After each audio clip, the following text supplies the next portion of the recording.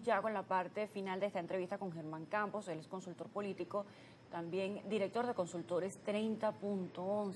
Estábamos ya por analizar el tema del porcentaje de participación el día domingo, que era señalado como más alto de lo esperado, pero algunos lo atribuían al hecho de que hubo coincidencia con el tema de la consulta popular, con esta herramienta utilizada para conocer la prioridad de los proyectos, pero desde su perspectiva estaba describiendo el tema de las consultas populares como una herramienta también para impulsar la construcción de un modelo más democrático, pero en el mensaje que manejan algunos voceros políticos no lo han visto de esta manera, no dicen que se trata de la construcción de un sistema más democrático ni profundizar la democracia. Algunos voceros políticos de la ala opositora pues han tenido la alerta, la bandera de decir, bueno, no, se trata quizás de la construcción de un Estado comunal que se aleja de la democracia y nos están llevando hacia esto. Son palabras utilizadas por voceros políticos en el ala opositora y lo ven de esa manera. Y quizás también otra forma de ver las cosas. Claro, por supuesto. Fíjate, eso abre una perspectiva. El presidente Maduro anunció la idea de una posible reforma constitucional. Eso va a abrir un debate en Venezuela. Por cierto, es un debate que está abierto en otras sociedades hoy en día en Europa. Es decir, de verdad, la única forma de organización de un Estado es a partir de los municipios. Esa es la única opción posible para tú organizar la vida en común. Y yo creo que no. Evidentemente, el municipio, escuchaba antes al invitado anterior, y tiene razón, es anterior a la República, y hay muchas cosas que son anteriores a la República. Ahora, eso no significa que en el mundo de hoy, donde la tecnología, los mecanismos de participación, las posibilidades de consulta, las posibilidades de lo que uno puede llamar un intento de gobierno directo en ciertas áreas. Nadie está imaginándose un gobierno directo a la hora de discutir si la alianza estratégica es con cuál país o otro país. No, estás hablando de un gobierno de participación en lo que de manera más directa afecta al ciudadano, que evidentemente está vinculado con cómo se conduce el país, sí, y eso le permite al ciudadano a lo mejor esa participación, decir, pero es que esta opción política se parece más a lo que termina traduciéndose en mi vida cotidiana que esta otra. Entonces yo sí creo que eso debe haber un buen debate, y la primera pregunta ¿es la única forma de organización? Bueno, la que hemos conocido hasta ahora, no quiere decir que sea la única. ¿Es la más democrática? Probablemente en el contexto de nuestra historia republicana, hace 20 o 30 años atrás, probablemente lo era. ¿Lo sigue siendo hoy? No lo sé. Ese es un debate, ese es un debate. Y a mí la palabra de Estado comunal no me asusta para nada. Quiero ver cómo es primero. ¿Acaso la organización de las repúblicas a partir de los municipios, en el momento en que eso se decide, que por cierto el municipio es una institución monárquica, ni siquiera es republicana, pero eso ha servido para construir democracia? ¿Tiene que seguir siendo la misma organización? Ese es un debate, y yo ese debate creo que puede ser bien interesante. No solamente el debate con respecto a la forma de la distribución o la organización geopolítica que pueda tener el país, ¿cree que están las condiciones con respecto a la comprensión, la participación y realmente el entusiasmo de que el ciudadano entienda lo que pudiera ser una reforma constitucional que está en puerta y darse realmente un debate en este momento, en esta sociedad, no solamente ese debate encabezado por en el que hay una representación quizás mayoritaria del partido de gobierno y quizás de otras corrientes y otros valores? ¿Cree que hay esas condiciones, esa comprensión de que el ciudadano dice, bueno, no he participado en las elecciones, no he participado en esto, pero entiendo que sí debo participar en una consulta de la sociedad y de gremios para reforma constitucional? Ni siquiera una consulta, en el debate, en la propia construcción de la propuesta. Cuando la última experiencia de esa naturaleza a la que podemos recurrir en nuestra vida republicana es a la constituyente del año 99. Y eso desató una participación muy importante de la sociedad. Inclusive yo creo que hay una expresión que uno podría decir que cuando comienza ese proceso, de alguna manera Venezuela se repolitizó, y de alguna forma ese proceso uno podría sintetizarlo como que Hugo Chávez, una de las cosas que hizo en Venezuela es que le devolvió la política a la gente.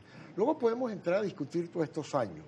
Quizá este es un momento donde, después de todo el proceso que hemos vivido, es como un punto de inflexión en esa construcción, porque yo sí creo que una de las consecuencias, no solo de esta elección, de la de gobernadores y del año pasado, es que tiene que abrirse un proceso de recomposición del proceso político venezolano. No solo en la oposición, creo que también en el PSUV, abrir un debate de cuán distante a veces están los liderazgos y las organizaciones de la vida cotidiana del ciudadano. Tanto es una pregunta y un reto, tanto para el PSUV y creo que mucho más profundo para la oposición por lo que ha venido pasando, porque el desapego a la política ha afectado los niveles de participación, pero para nadie es un secreto que ha afectado mucho más los niveles de participación de sectores que tienden a identificarse más con una visión distinta a la del PSUV que lo que le pasa al PSUV. Pero el PSUV también ha sufrido desapego. Voceros a lo largo de esta semana señalaban que sintieron, se sentían en desventaja con respecto a ir al contienda el domingo 27 de julio y señalaban que, el partido de gobierno tenía mejores herramientas, una de ellas era la consulta, otra eran incentivos para donde hubiese mayor movilización, mayor votación, y decían, nosotros no tenemos esas herramientas para motivar al seguidor de la oposición, decían, sentirse desalineados con respecto a esa forma de motivar a la gente. La respuesta primera que yo daría es, en el 2015 tampoco se tenía ese contexto. Alguien te podría decir, la oposición venezolana en el 2015 podría decir, tampoco tenemos esa herramienta y ganó la elección parlamentaria. Es decir, el argumento siempre de pensar que hay un contexto que me es desfavorable, toda elección en cualquier parte tiende a favorecer a quien ejerce el poder. Eso es inevitable por una razón muy simple, porque quien lo está ejerciendo tiene la ventaja de poder presentar una gestión. También puede ser una desventaja, pero tiene esa ventaja. Quien no lo ejerce no puede, tiene que presentar una idea y tiene que generar credibilidad y que la gente diga, lo que estás diciendo me gusta, pero además creo que lo puedes hacer. Entonces siempre es inevitable que haya un cierto desbalance en cualquier proceso político, en cualquier parte del mundo, en cualquier tipo de elección. Hasta en una junta de condominio. Si tú en la junta de condominio de tu edificio, tú eres la presidenta de la junta de condominio y vas a la reelección, tienes una ventaja. Si lo hiciste bien, tienes una ventaja. Entonces, ese nunca puede ser el argumento, es que yo no movilizo, hay más recursos de un lado que de otro. Hay recursos que no solamente son de carácter económico en el marco de una elección. Nos hemos quedado sin tiempo, pero sin tiempo no, el tiempo no nos hemos quedado. De la entrevista, sin tiempo en la entrevista, de forma muy, muy puntual y viendo esa perspectiva de visionarios que tienen al ser consultores. ¿Qué va a pasar en los próximos 4 años? Por ejemplo, el partido de gobierno, los que ganaron, están en estos espacios de poder, tienen que gobernar, tienen que dedicarse a una gestión. En el caso de la oposición que no quedó electa, pero que participó, de alguna forma tiene que construir, tiene que fortalecer algo. Pero también hay un ala opositora que no está ni en espacios de poder, ni está participando, sino que está como un liderazgo opositor que se mantiene vigente, pero en otros espacios. ¿Qué va a pasar con estas 3 aristas o estas 3 figuras para ponerlo a grosso modo? Mira, yo creo que, lo primero creo que el mundo opositor democrático que participó en este proceso electoral tiene por delante el reto de recomponer las fuerzas que logró aglutinar en este proceso electoral y replantearse cómo articula una propuesta frente a la propuesta del... El gobierno tiene una propuesta, tiene un plan, te puede gustar, no te puede gustar, se puede debatir, por supuesto, pero el gobierno tiene un plan, tiene un proyecto, tiene las 7 transformaciones de las que habla el presidente Maduro, tiene una agenda legislativa, ahí está, y el gobierno va a ponerla sobre la mesa.